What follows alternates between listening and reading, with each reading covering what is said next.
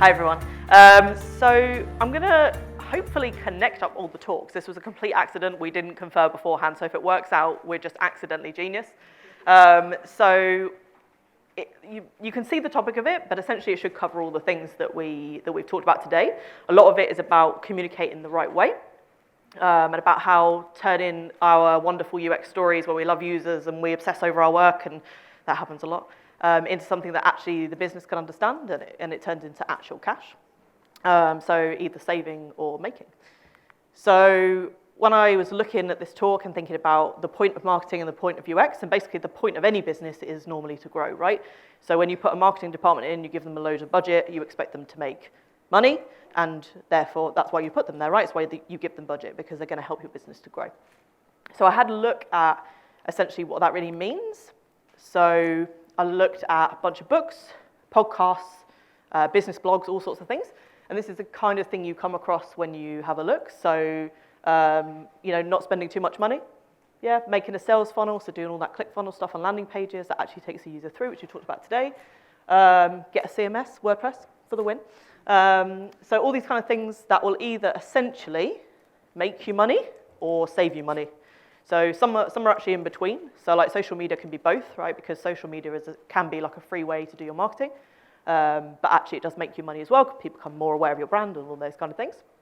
But essentially it's these two categories, making money and saving money. So marketing generally sits on the making money side of it. And sometimes, which I'll explain in a bit, UX can sit on the saving money side of it. But we can absolutely connect between both and use each other to assist us to do both things. And this is essentially how I would summarize why. So it doesn't really matter how great your business is, how great your pitch is, how much investment you've got. You will fall over if your customers are not happy. It doesn't matter what you do. Yeah, they're the be-all and end-all of it. If nobody buys anything, you're probably going to lose. If nobody is aware of anything, if you're a charity, for example, or a higher education institution, you're just not going to win. And so there's a kind of sustainability in making the users happy rather than just going after the cash, right? So I'll just give you a couple of examples. So this is what businesses always think, as we've heard a lot of today. And this is kind of the way we do it. So a lot of this is sales stuff, but marketing can also do this kind of stuff as well. Don't know if you've ever seen the Booking.com website and all their persuasion messages. Lots and lots of red things, shouting at people, telling them there's one left, and everybody's on this page right now looking at the thing you're looking at and all that stuff. I didn't make that, by the way. And this is that kind of tactic, right? It's that cheesy salesman, yeah, I'm going to sell to you. And it makes sense, right? You put more salespeople on, then you have more upfront with the customer, which means you can sell more, right? So you've got 10% of 100 people or 10% of 1,000 people, you're going to sell to more people, right? So the logic is good. But essentially it means that what you're doing is a short-term investment, right? And so a lot of marketing ends up like this, right? So you get given a target for 3 months, you get so many visitors to a page, and you win, apparently, but you kind of don't, right? So it's not a long-term thing, it's a short-term thing, often, as we've discussed today, to move metrics around. So the other half is saving cash. And actually, Angela talked about this, and I didn't think anyone was going to talk about it, so I'm really glad. But essentially, your employees are always, nearly always, your most expensive part of your business, right? It's the thing that costs you the most, having people in seats doing stuff, and it's often the thing that gets cut, redundancies, we're removing that department, all this kind of stuff happens. And so this is kind of what happens. Yeah. But we still expect to run the same house, right? This is the same business, it's just less people. And of course that doesn't work, because then you can't do the same level of quality, you can't provide the best experience. In some cases it's good, right, because you chop off some of the costs and you streamline and all that. But essentially it doesn't actually work in the long term because you can't keep everything up and you stress people out. And the same if you keep them all, but you take away their benefits. So, for example, Booking.com, where I worked, really good benefits, great system. We were very well looked after, even relocating, very well looked after. If that would have been taken away, it'd have felt like a very different job. I'd have been less motivated, less supportive of the company. My drive to help the company succeed wouldn't have been the same. So if you take away some of those benefits, then actually that doesn't help improve your business either, because demoralized employees just don't do good work, right? So essentially, summary of this is don't be fooled by the quick fix. So we always are, and if you speak to a lot of business people, they always are. But there's there's a sustainable factor in the stuff that we do. It's a much more long-term thinking approach. And so I drilled it down into actually where sustainable stuff can go and like where UX fits into that. And you'll notice there's hints of marketing, hints of business, hints of dev, hints of lots of things inside each example. But they essentially are, be so good at your product and service that you just sell more. So very vague, I'll explain in a minute. Be efficient in business processes, but don't ever sacrifice quality, right? There's no point, you'll lose. Be known and spread awareness as cheaply as possibly. So I'll get into some details of that in just a sec. Also, if you want to steal my UX hero, you can steal him if you want. So first one, be so good at the product that you sell more. So I have a quick question. Who has Netflix? Hey, you all know what I'm talking about then. So when you watch Netflix, do you go on social media and say, I'm watching this thing, and it's awesome, or it's terrible, or I love it, or someone should watch it, or tag someone else? Anyone do that? Yeah, a few? Wait, hold on. People look like they're not admitting it, like they do, but they're not wanting to put their hands up. I do. I do it for pretty much everything that I watch, actually. And there's a big growing trend of this.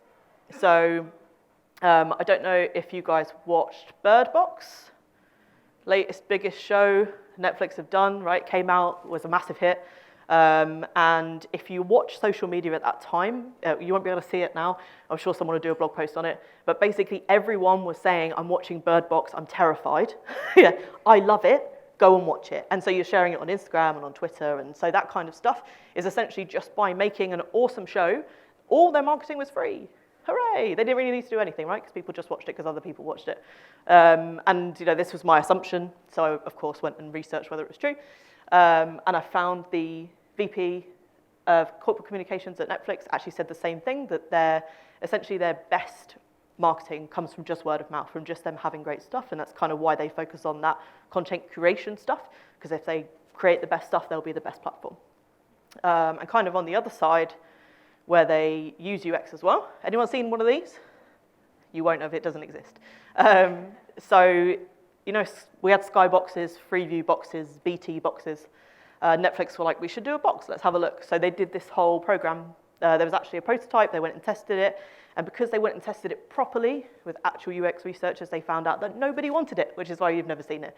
So by testing early and figuring out that this actually wasn't something that they wanted, they saved themselves a bunch of cash, didn't waste their money in something that wasn't going to make them money at all. And essentially just made a good decision by using a UXer. So it's an interesting concept because there's probably some market research there that would have said to them, this might be a thing, everyone's got one. But when they went and did the UX research, they said, actually, no one wants that, they want something different. A really interesting blend.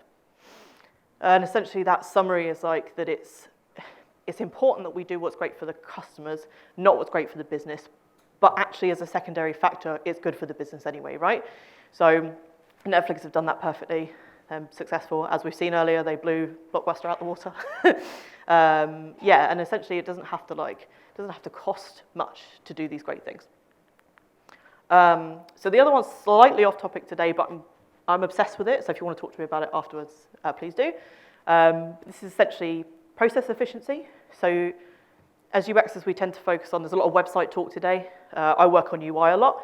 One of the things I work on is making processes more efficient, so basically UX in how we work.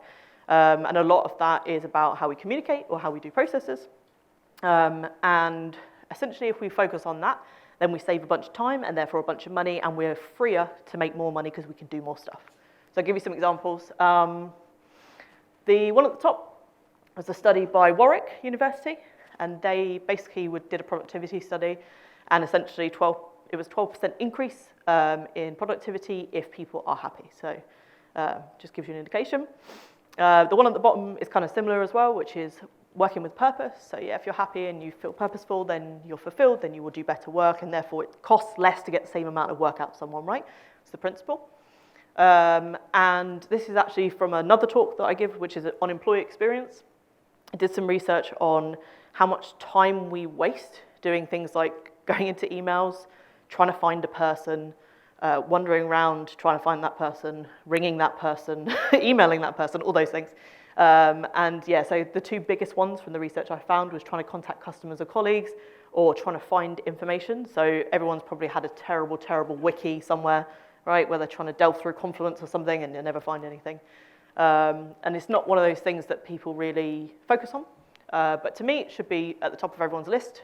So essentially, it's 7/8, right? So if you make 10 people happy, they can each go and make 10 customers happy. But if you just make 10 customers happy, that's all you've got.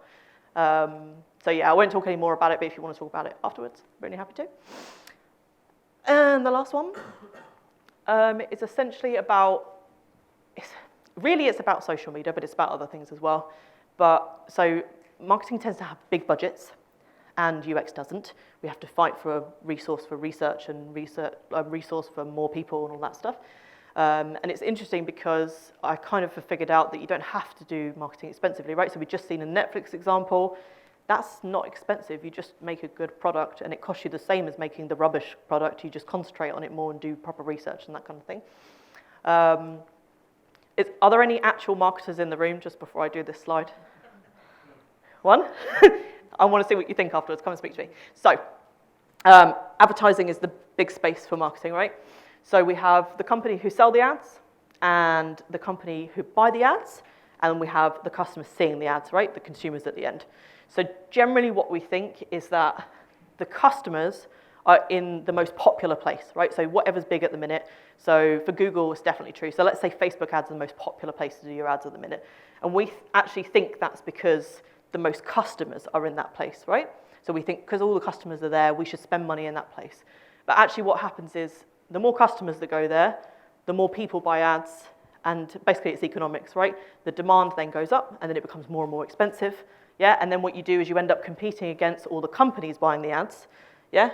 So it may be that Facebook's not popular at the minute, and therefore its ads are cheap, but it's not popular because no customers are there. It's only popular because it had some bad press yesterday, right? People are still using Facebook, they're still in the same place. So there's a company called AJ and Smart. Anyone heard of them? Ah, that's nice. So they do this really well. So everybody's boycotting Facebook at the minute. There's a lot of data privacy stuff going in it. But what it means is their ads are very cheap. And so they still bid on Facebook ads because it's cheaper than doing Instagram ads at the minute or Google ads or whatever. So it's interesting, you can kind of save money by doing like a clever piece of marketing in the right place and actually UXing where you pick those things. And basically these people have built their business from social media completely. So they sell design sprints to companies, they solve big problems, and that's all they do, they just do design sprints. And they are known, if you go and look them up, as like the masters of design sprints, right? So they took Jake Knapp's book from Google Ventures and met with him, talked with him, and then built a business around just this thing. And literally all of their business is from social media. So they've only just started paying for ads, and they're at like 2 million turnover, something ridiculous. So they've done everything for free just by being personalities and being on social media. So it doesn't have to be expensive is the idea, right? So in order to make money, you don't have to spend loads of money. And so this is kind of where I think we sit. We can help make things more efficient. We can help find cheaper ways to do things. We're kind of problem solvers, right? So we can pretty much problem solve anything. It doesn't matter what it is. Yeah, so essentially that's my ramble for today. If you want to talk about it afterwards, come and see me. I'm going to leave you with one more thing that I hope will give you something to take back to work, maybe, as UXers in the room, and possibly marketer in the room. We'll talk after. And that's essentially this point, which I think sums up kind of today quite nicely, that basically a good experience is good business and good marketing, because if it's good, it will market itself. That's it. Thank you.